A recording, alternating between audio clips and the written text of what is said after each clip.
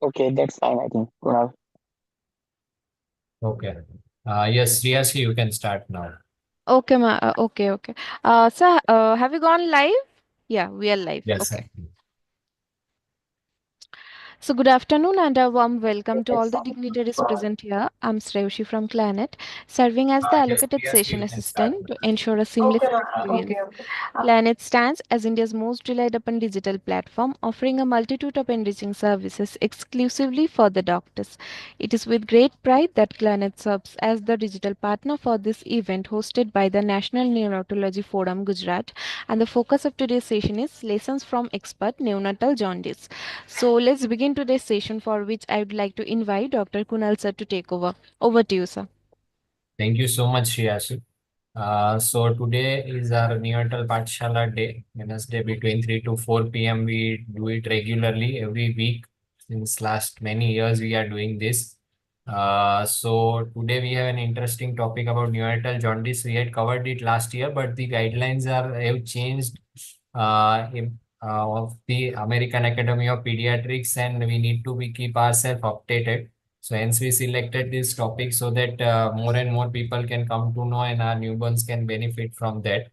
So for that we have an expert, Dr. Nargis with us. She is from Ahmedabad, and I'm very happy that she has agreed to join as a faculty for the Neonatal Pathshala series. And one more thing I would like to highlight is we are from next when Thursday onwards we are starting our neonatal nursing pathshala for in Gujarati for the nurses of Gujarat. All the unit nurses can join in that, and anyone can contact Dr. Vishal or me for that. And it will be very beneficial. All the topics will be covered, and over 4 month period, we will be taking various topics in Gujarati in an easy language for our nurses to understand. So I would request all to please motivate your nursing staff to join for the new nursing Pathshala series. For the further proceeding, I would request Dr. Vishal Goyal, who is our project in charge for the neonatal Pathshala series, to kindly proceed with the introduction. Over to you, Vishal. Thank you. Yeah, thank you, Kunal. First of all, I would like to thank Dr. Nargis. I think in short notes, I think day before yesterday we asked for this session, and she agree. And so thank you so much, Nargis, to taking this session. And as we know that neonatal jaundice is the commonest things we encounter in our routine OPD and in NICU. Of course, there is a only till now there is a guideline. First would be in 2004 and followed by after 20 years. I think we got a new guideline. So there would be the lots of changes happen in newer guidelines. So that would be beneficial for our day-to-day practice. So for that, I would like to invite Dr. Nargis Pathan. She is one of DNB pediatric, followed by she did the DNB neonatology from Surya Hospital, Bombay. Followed by she joined as a consultant neonatologist, one of the renowned centers from Gujarat Setu Newborn Care. And I think she also did lots of articles through that neonatal career. So I welcome Dr. Nargis for that, and thank you so much to accept our invitation. Over to you, Nargis. Thank you, sir. Am I audible?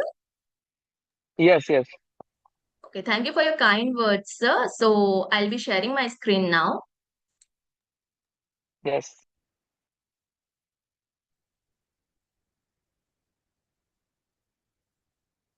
Is my screen visible, sir? Not yet. Not yet.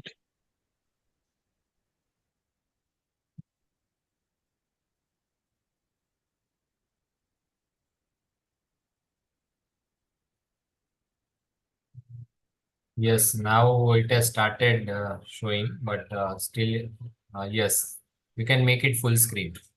Okay, sir.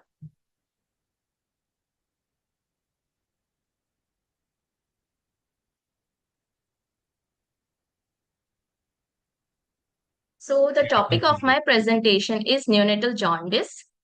The sequence of this presentation is going to be in this way.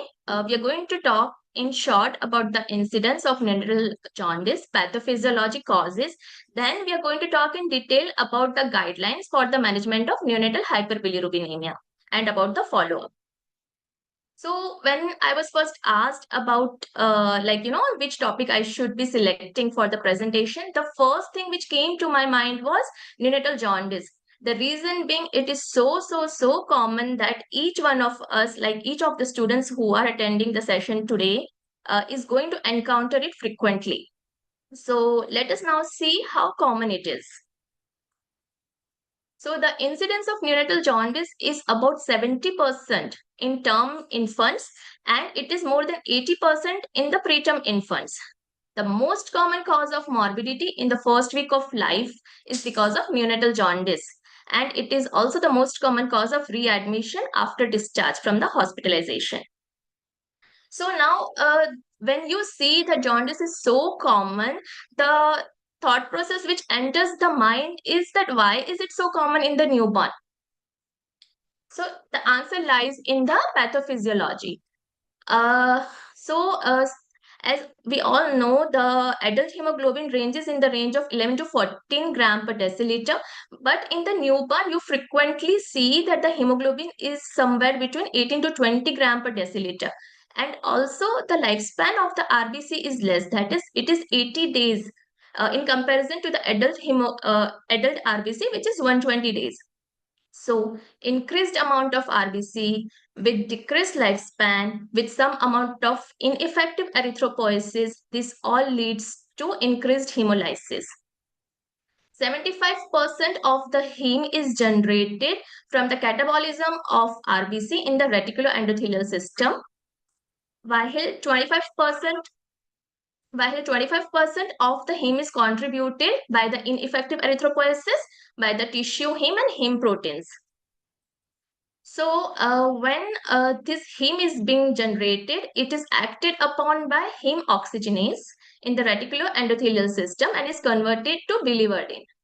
Now this biliverdin is acted upon by biliverdin reductase, which will convert it into bilirubin. Now bilirubin enters the circulation. Here it gets bind to serum albumin. Now serum albumin along with bilirubin is taken to liver. There is a protein called as ligandin which attaches this complex and allows the bilirubin to enter the liver.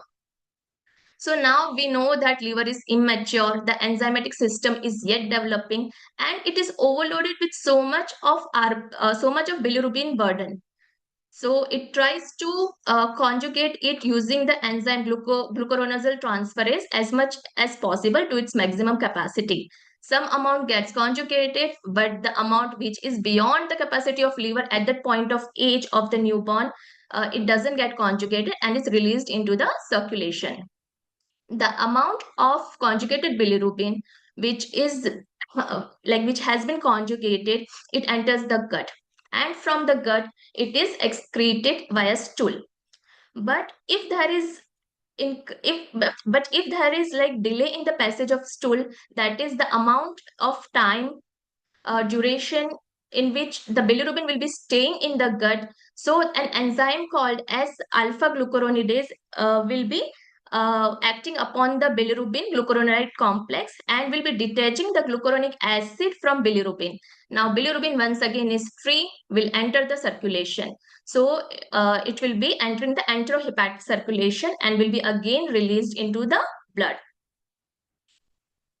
So any process which is affecting this metabolism will lead to increased amount of bilirubin synthesis. So if there is increased amount of hemolysis, or if there is deficiency of the protein ligandin, or if there is defect in the glucuronidase transferase, or if there is deficiency of this enzyme, or due to any cause, if excretion is affected, then we will end up in jaundice, that is increased amount of bilirubin.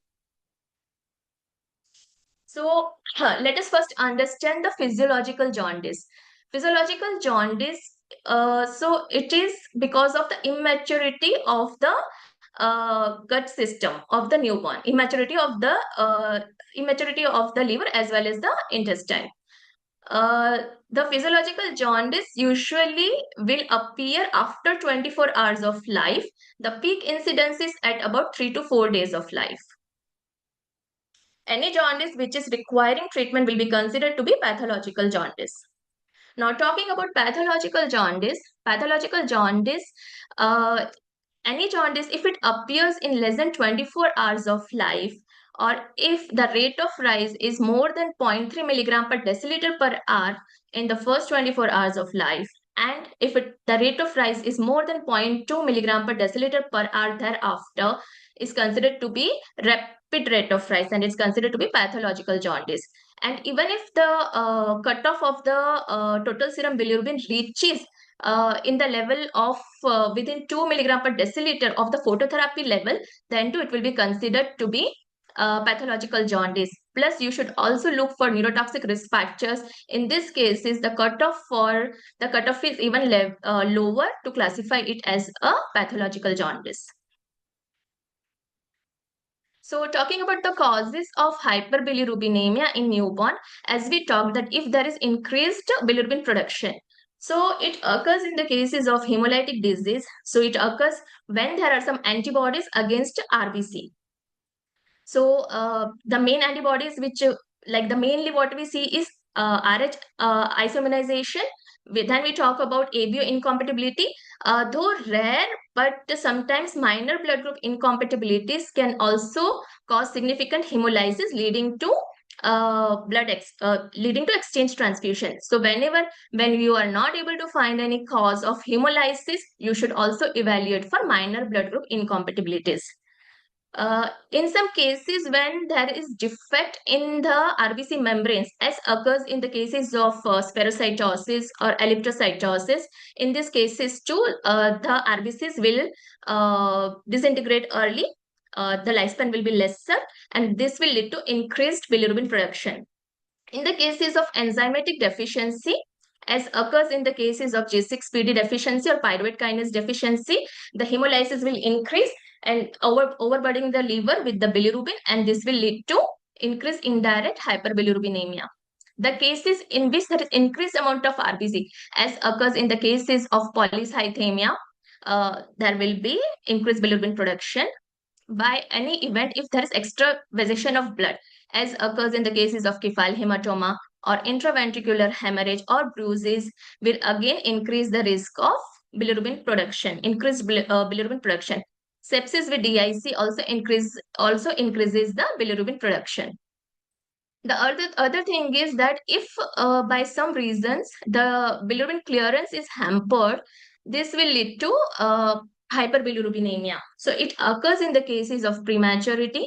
It occurs when there is increased enterohepatic circulation, as we have discussed, when the baby is not able to pass frequent stools, which occurs in the cases of small or large bowel obstruction, pyloric stenosis, and breast milk jaundice. So breast milk jaundice, breast milk, I would like to have few words on breast milk jaundice. So breast milk jaundice is different from breastfeeding jaundice. They both should never be confused. Breast milk jaundice is because of the presence of beta glucuronidase enzyme. So this enzyme is present in mother's milk. So when it enters the gut, what happens is it will remove the glucuronic acid from the bilirubin and will free the bilirubin. So this will increase the enterohepatic circulation and will lead to increased amount of bilirubin. The other causes are inborn error of metabolism, such as Gilbert syndrome, Crigler-Najjar syndrome, metabolic disorders such as hypothyroidism and hypopituitarism. Just few words about Rh isoimmunization. Suppose you have a mother who is Rh negative, that is, mother is not having Rh antigen on the RBC. Now, the fetus is Rh positive. So, what happens is there is like some amount of fetal RBC will be leaked in the maternal circulation. Maternal immune system will see it as a foreign antigen and will start generating antibodies for the same. But during this pregnancy, the antibodies generated will be IgM. So these IgM antibodies are large in size and they won't be able to cross the placenta. So the first baby won't be affected. But now, during the second pregnancy, the IgG antibodies have been generated and they are smaller in size. So during the second pregnancy, if the fetus is Rh positive, what will happen is the IgG antibodies will cross the placenta and will attack the fetal RBC, and this will lead to hemolytic disease of the newborn, and it will lead to anemia and hyperbilirubinemia. So just a few words about breastfeeding jaundice. It is also known as suboptimal intake hyperbilirubinemia. So breastfeeding less than 8 times per day, and if the amount of time is less during which the breastfeeding is being done, then this has got significant association with the higher total serum bilirubin level. In the cases breastfeeding jaundice, if the feed is less, of course, the stool passage will be less. This will increase the enterohepatic circulation. This jaundice usually peaks at day 3 to 5 of life, and it is usually accompanied by excessive weight loss. So AAP recommends the clinicians to support breastfeeding as much as possible. The recommendation is that all the newborns should be fed within 1 hour after birth, and frequent feeding on demand is advised.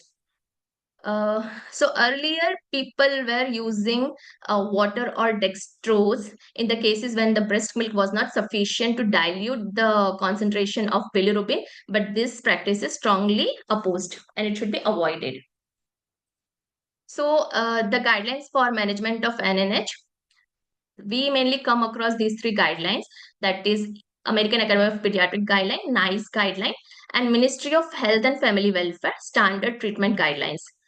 AAP guidelines are preferred because they have separate classification and the separate cutoff levels for the babies who are having neurotoxic risk factors and the babies who are not having neurotoxic risk factors.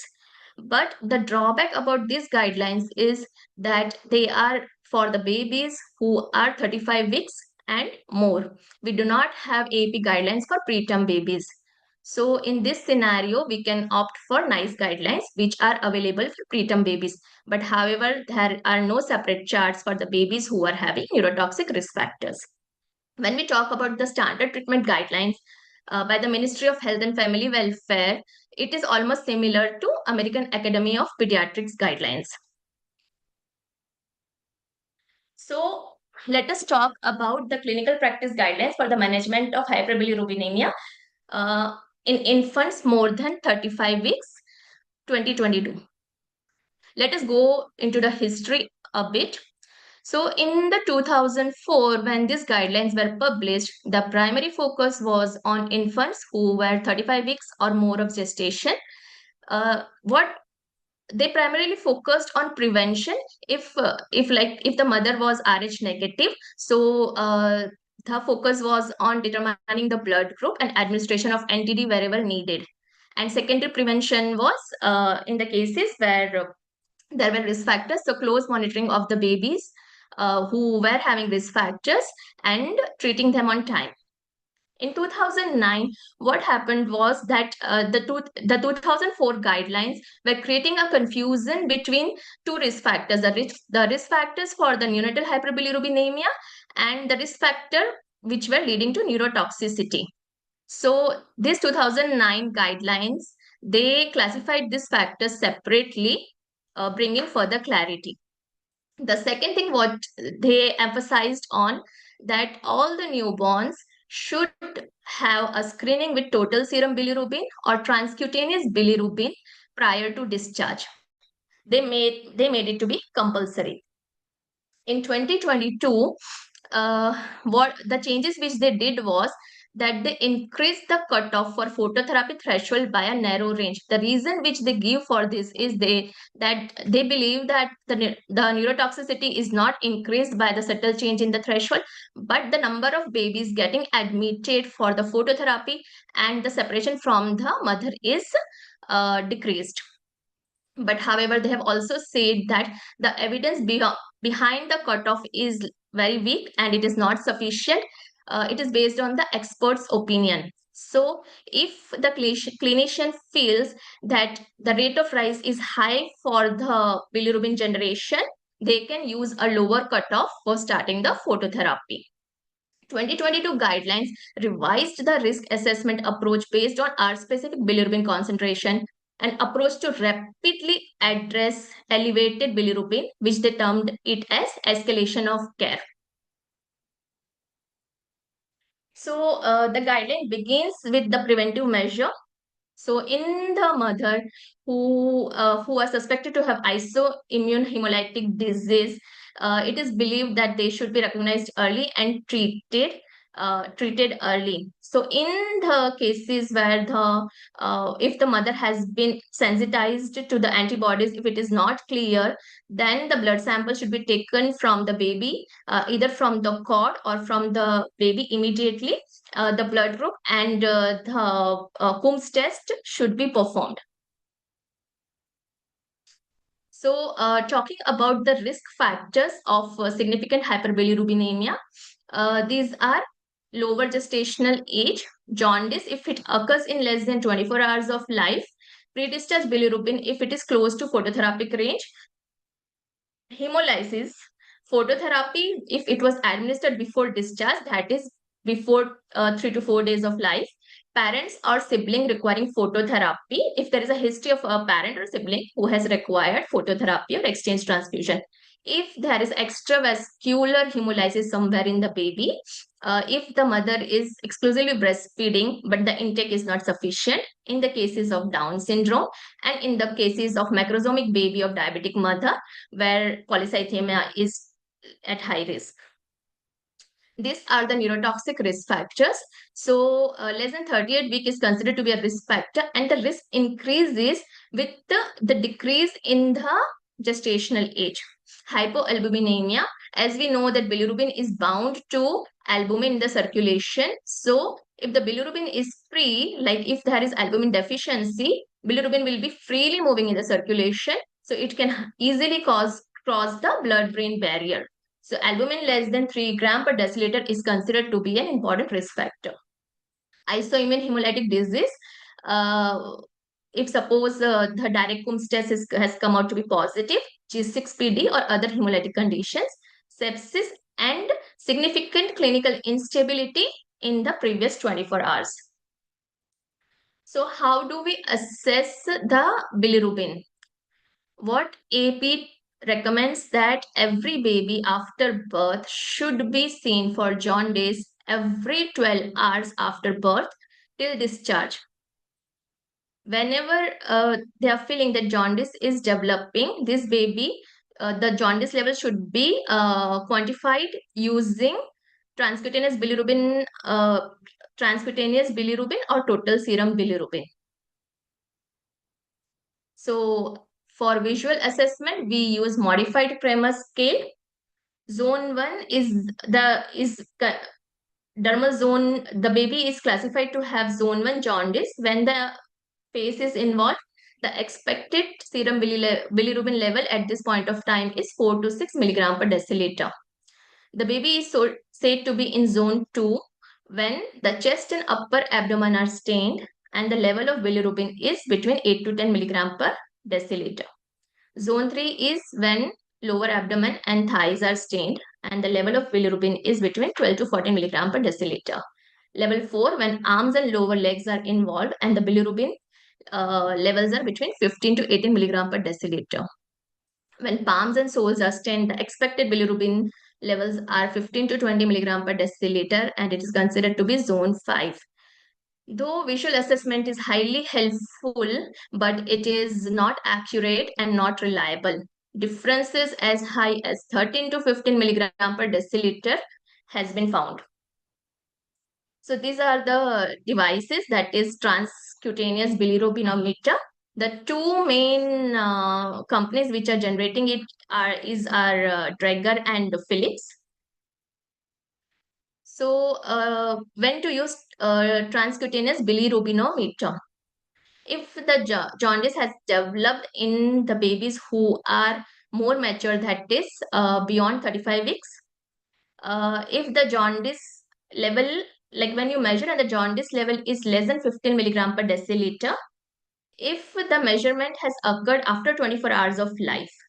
So in all these conditions, TCB is considered to be more reliable. However, the difference of plus and minus 3 is to be considered. Total serum bilirubin is the gold standard. So whenever your TCB is showing that the bilirubin level is more than 15 milligram per deciliter, then total serum bilirubin should be performed. Or even if it is not 15 milligram per deciliter, but the age cutoff is crossing the phototherapeutic range, or even if it is within 2 milligram per deciliter of range, then total serum bilirubin level should be performed. So when to perform direct Coombs test?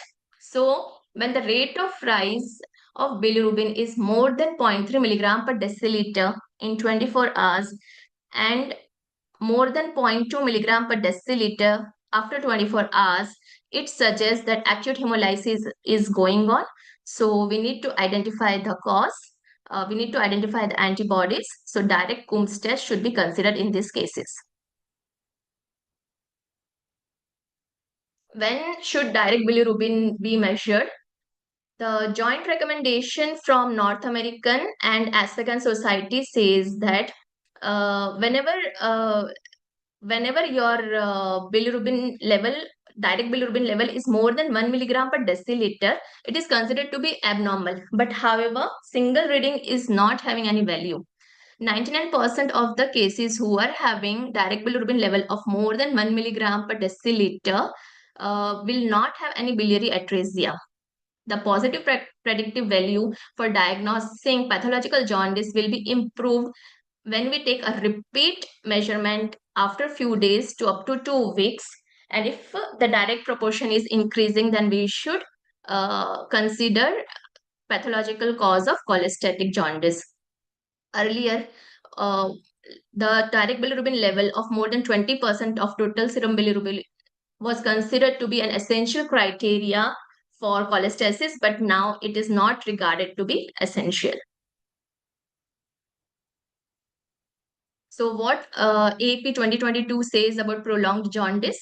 So for the breastfeeding infants who are at an age more than 4 weeks, and for the formula fed infants who are having jaundice at an age of more than 2 weeks, total and direct bilirubin should be measured to identify the pathologic cholestatic jaundice. About prolonged indirect hyperbilirubinemia, AP says that infants 7 days or older who are having the bilirubin level within 2 milligram per deciliter of the phototherapy cutoff range after 7 days, because you expect that by 7 days the liver should be mature and should be able to handle the excessive load of bilirubin. But if it is not happening, that shows that there is either excessive generation or either there is decrease in the clearance. So most likely it will be breast milk jaundice, but you should also keep in mind the hemolytic jaundice, hypothyroidism, extravascular blood, and the other syndromes, that is Gilbert and Krigler-Nazar. Considering the treatment, we mainly have 3 treatments for hyperbilirubinemia. These are phototherapy, exchange transfusion, and intravenous immunoglobulin. Talking about phototherapy, so AAP says that every baby who is having hyperbilirubinemia should be exposed to intensive phototherapy. So what is intensive phototherapy? Intensive phototherapy is when if it is that the phototherapy, the intensity of phototherapy should be at least 30 microwatt per centimeter square per nanometer at a wavelength of around 475 nanometer. So the ideal wavelength of phototherapy for treating jaundice is 460 to 490 nanometer.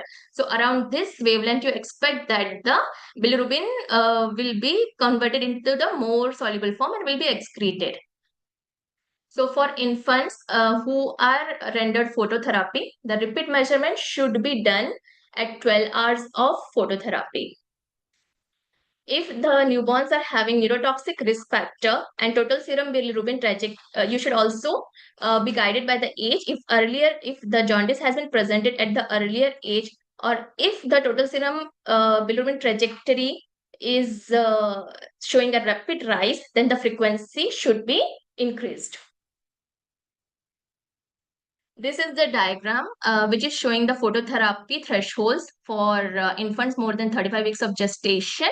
So they have classified it by weeks, and this is the figure which is showing the cutoff for the babies who are not having any neurotoxic risk factors. As you see, the cutoff is up to 22 milligram per deciliter after 4 days of life.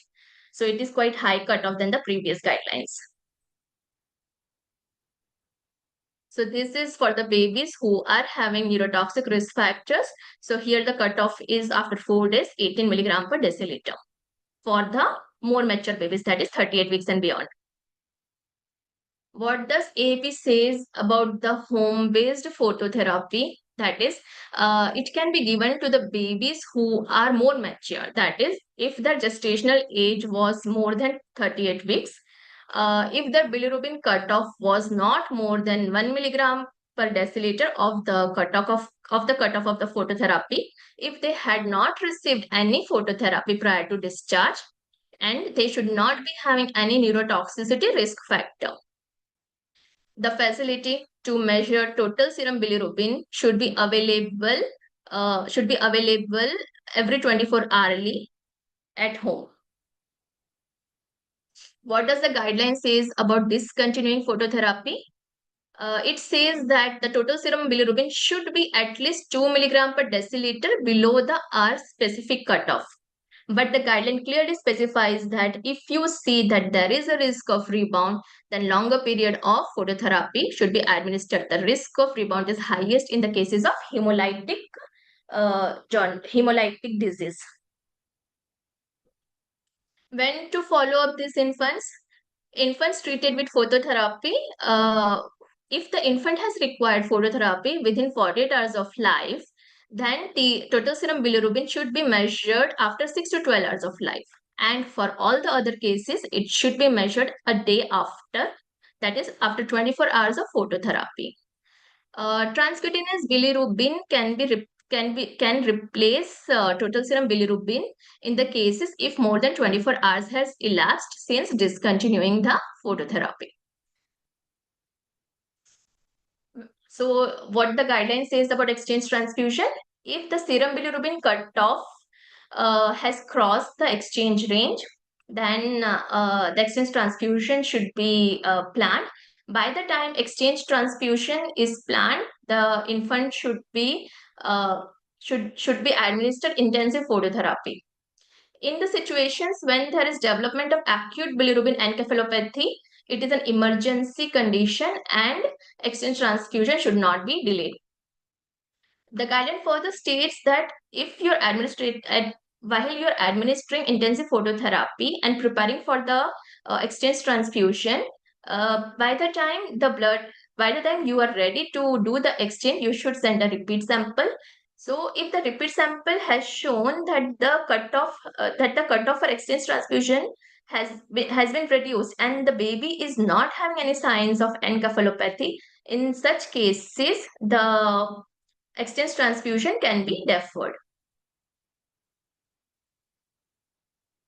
How should we, what is encephalopathy? What are the signs?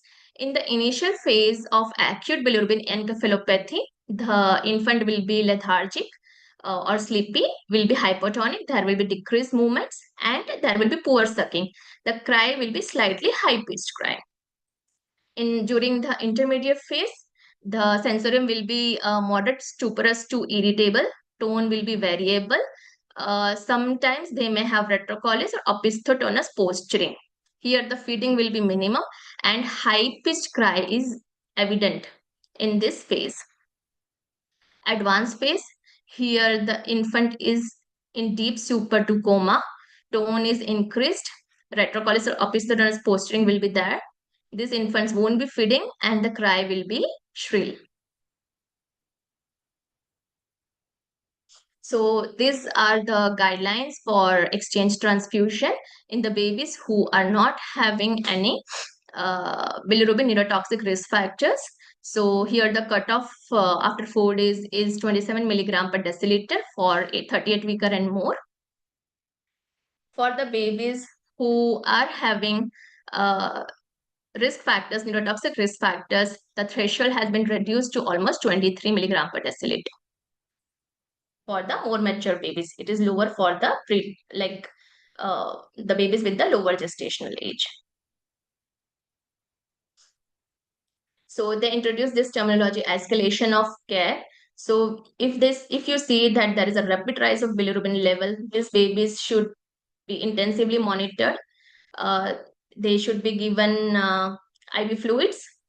Intensive phototherapy should be initiated, and the total serum bilirubin level should be done every 2 hourly till the time the escalation of care ends, till the time that is the rate of rise has declined and the threshold has reduced. So what is the role of IVIG? So usually we consider IVIG in the infants who are having positive direct Coombs test. So in the babies with isoimmune hemolytic disease, the dose is 0.5 to 1 gram per kg, administered over at least 2 hours. The dose can be repeated in 12 hours. However, there is no strong evidence which proves that IVIG is effective in preventing the need of exchange transfusion. There is some weak evidence suggesting that the usage of IVIG can lead to NEC. So, what is kernicterus? It is chronic bilirubin encephalopathy. Here, the staining of the brain, the basal ganglion has happened with the bilirubin. It has led to permanent damage. These babies will have chorioathetoid hypertonic or hypotonic cerebral palsy with neuromotor impairment. Sensory neural hearing loss is very common in these babies. There will be limitation of upward gaze. Dental animal dysplasia is a very known complication. Increased when you do MRI, you will be finding increased signal intensity of globus pallidus.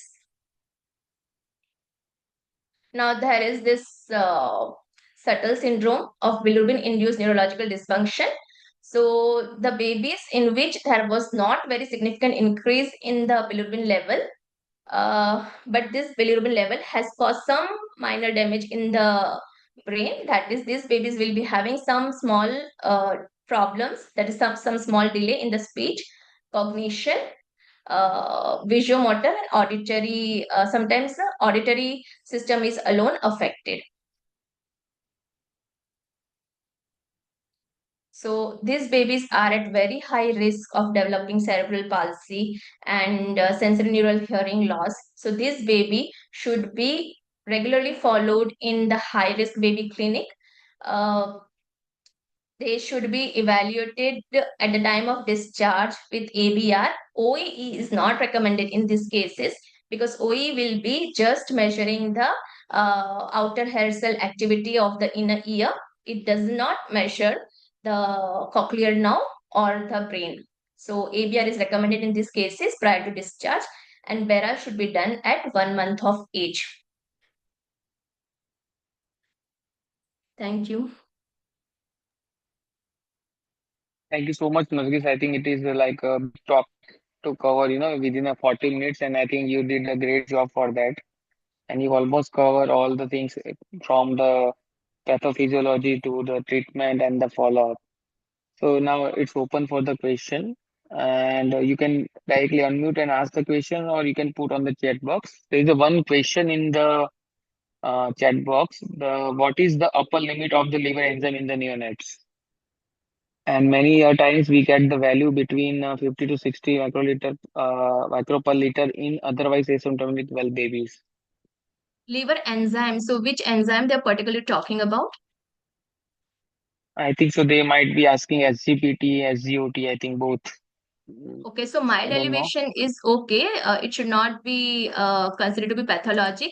Any elevation which, if it is more than 3 times, is considered to be of significance. Yeah. Any other question from the audience? So, okay, there is a question which says that what is the advantage of double surface phototherapy versus single surface phototherapy? So, you must understand there is a difference between double surface phototherapy and using 2 units of phototherapy. Some of the units they use 2 units of phototherapy just so that intensive phototherapy is being delivered. Double surface is that from you are administering phototherapy from the like from up of from the top of the baby, and there is some billy blanket beneath the baby.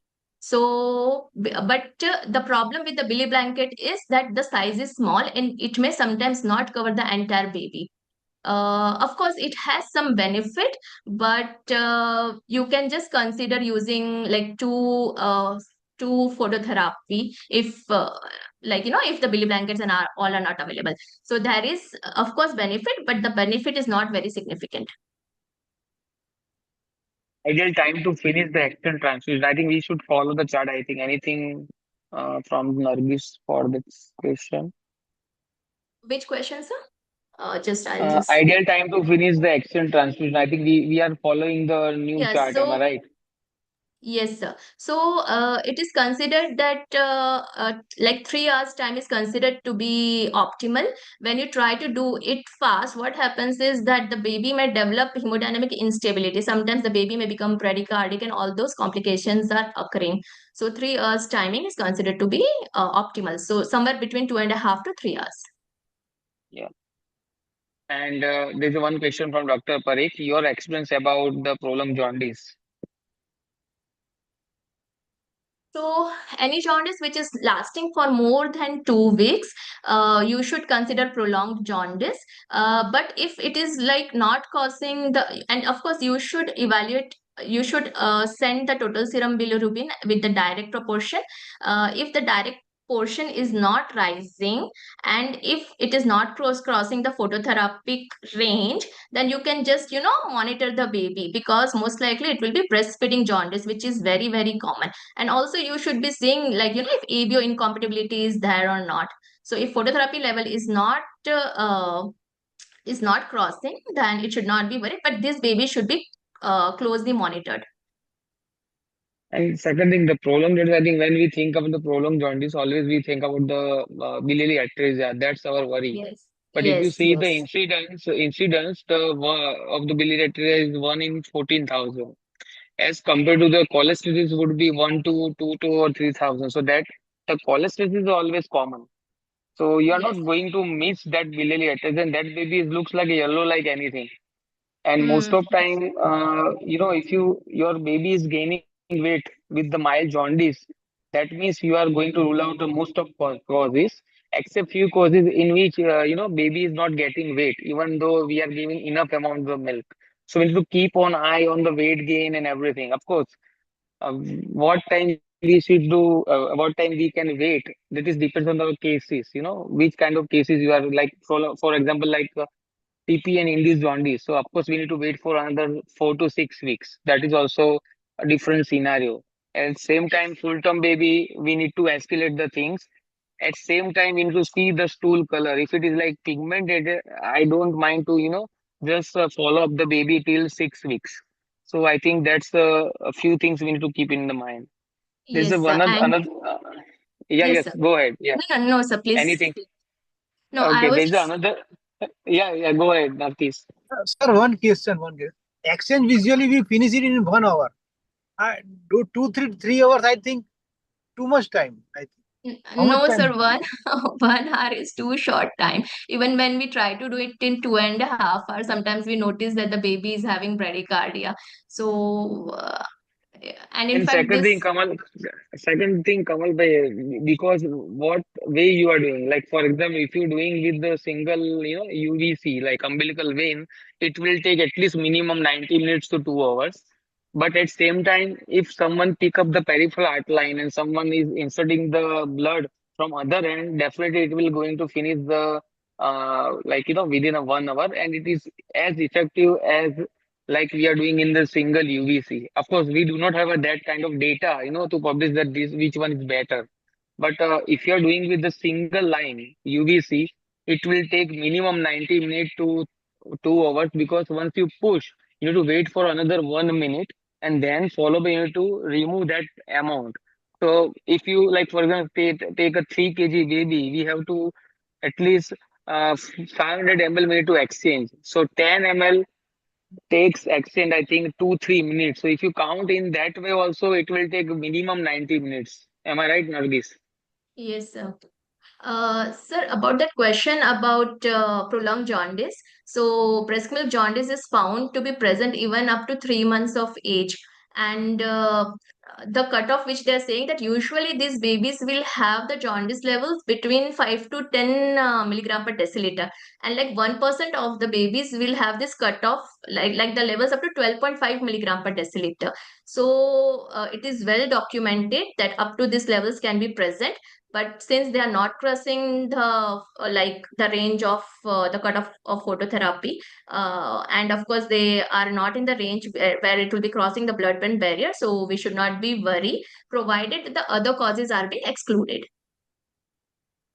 Yeah, this is another question, Nargis. If we cover a body part, sorry, parts of the baby's skin during the phototherapy, then can we use the TCB while on the phototherapy from that covered skin part? Yes, it is a common practice. It can be used, but however, it is considered to be slightly less reliable. So it is better to, like, to do it after 24 hours of discontinuing phototherapy. But many units are doing this. They are putting a patch and then, Okay. Yeah, there's another question. Opinion regarding doing extend transition using the infusion pump.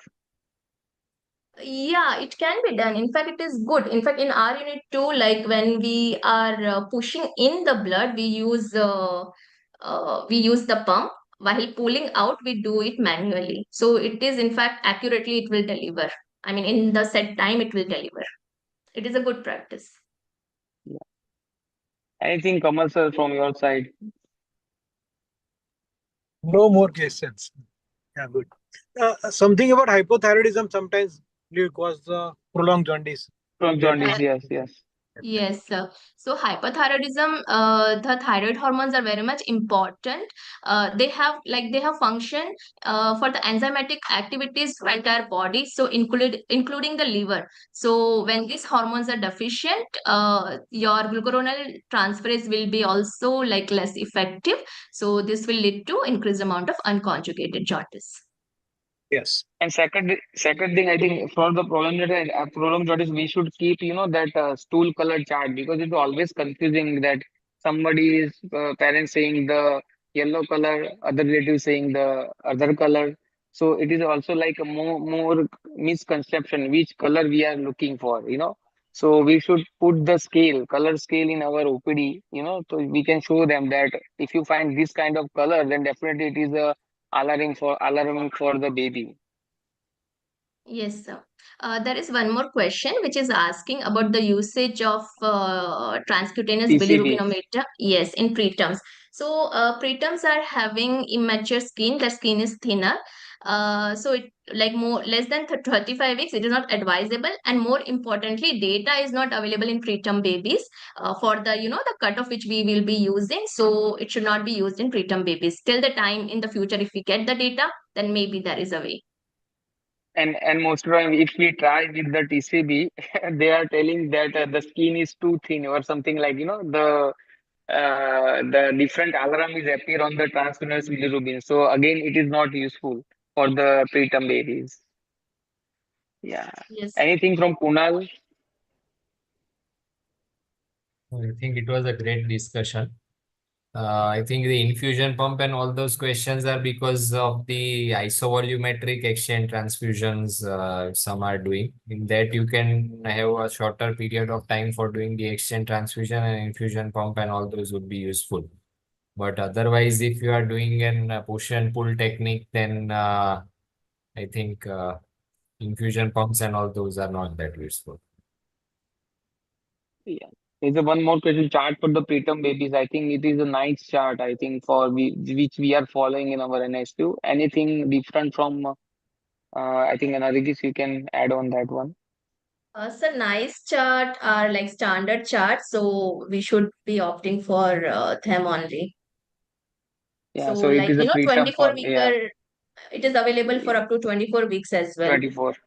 Yeah, Yes. so we should follow that one. Yes. Above 35-week AAP chart, below 35-week, you can use nice charts. And even above 35 also, nice charts are there for all the kids. And what about the Billy tool? There's another patient from Dr. Kamal sir. Yeah, so Billy tool is something which will, give you, you just have to quote the date of birth and timing, and, for the current current bilirubin, they will give you an exam. They will just say if the baby will be needing phototherapy or not.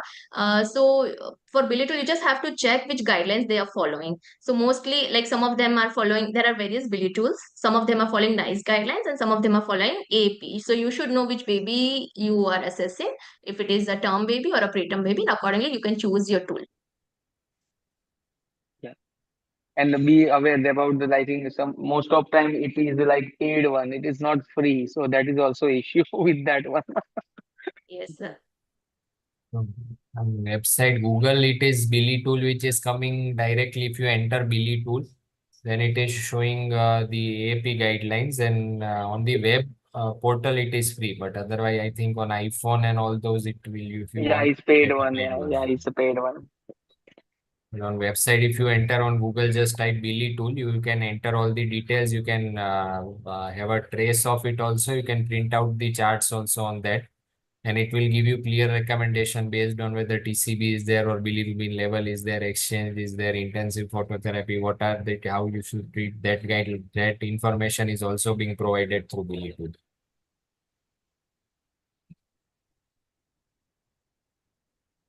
I think we can wind up the thing. Shreyanshi, thank you so much, Nargis, for doing this one. I think it was an excellent presentation, and we have nice discussion after that one. And we will continue our this, the Pathshala every Wednesday. And as already Kunal mentioned regarding a new nursing Pathshala, which we are going to start from 31st of July, and it would be definitely beneficial for our staff in training purpose also, and it is in Gujarati, so they can understand the core thing in our local language, which is beneficial for the all the neonatologists as well as the pediatrician, specifically who are doing a level 1, level 2 care. So kindly join and register your nursing staff for same. And next week Thank we you, will sir. be having Kaun Banega champion. So requesting all to join in that also. It will be an exciting quiz. Along with that, there will be prizes also. So requesting all, we'll post the messages in the group so everyone can join. So thank you so much, Nargis. It was an excellent presentation. Thank you, Vishal, for the excellent coordination, and thank you, ClearNet, for providing a seamless experience. Thank you all. Thank you all the delegates for joining. Over to you, Shreya.